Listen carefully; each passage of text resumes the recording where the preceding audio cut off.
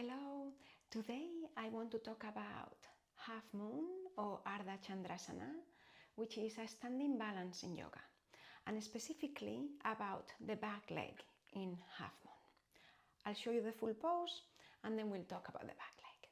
So, in this pose the chest is facing the side of the mat in half moon, so we would normally enter from something like warrior two or side angle, right? So I'm going to come a little bit more forward, take my right fingertips to the floor, lift the back leg, send the chest towards the side of the mat, and then from there extend the left arm up. The standing leg could be bent, and you could also be on a block. But how am I holding my balance here? Of course the front foot is pushing into the floor, that's my standing leg. But the back leg is also pushing back towards the back of the mat. And that's what really helps me to balance.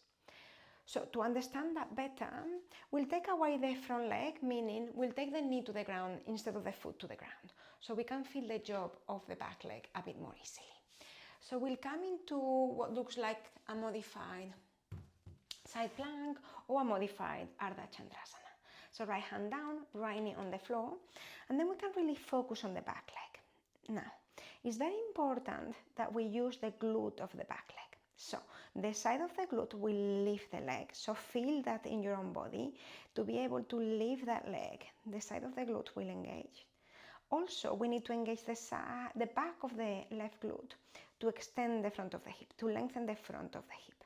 And to avoid going into a back bend, we need to pull the belly in and pull the ribs in.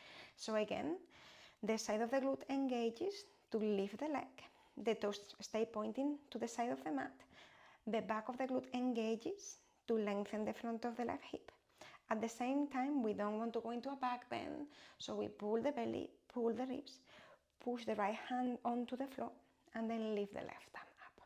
And here, I can really feel the job of the back leg. So that leg is pushing back, so I'm lifting, I'm squeezing the back of the left glute, I'm pushing away with the left heel, toes pointing to the side, left arm up, at the same time, right hand down. So we'll do the same thing in the full pose. So we're going to come to the half moon from a kind of warrior two or side angle. I'm going to come to the ground. I could be on a block, my hand could be on the floor, or maybe fingertips, but make sure you're pressing more through the standing leg than the hand, right?